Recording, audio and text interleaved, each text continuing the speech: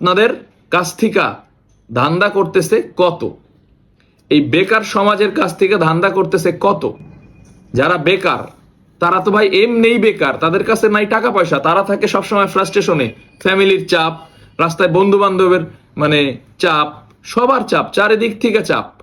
যখন এই চাপ থেকে মুক্তি পাওয়ার জন্য একটা চাকরির আশায়, ছোট্ট একটা চাকরির আশায় আমরা কোথাও যাই, দেখি এত বড় অফার, যাই, গিয়ে যখন একটা প্রতারণার শিকার হই, তখন কিন্তু আমরা আবার ডিমোটিভেট হয়ে যাই। এরকম অনেকের সাথেই ঘটে। আপনার সাথে ঘটছে কিনা আমি জানি না, আমার সাথে ঘটছে, এটা রিয়েল স্টোরি। আমার সাথে যেটা হয়েছে আপনার সাথে যেন এমন না হয়।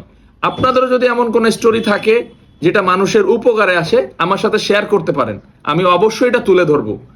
তো আমার ভিডিওটা যদি আপনাদের ভালো লাগে অবশ্যই একটা লাইক দিয়ে রাখবেন, একটা শেয়ার করবেন, আর অবশ্যই ফলো মাই পেজ। আল্লাহ হাফেজ।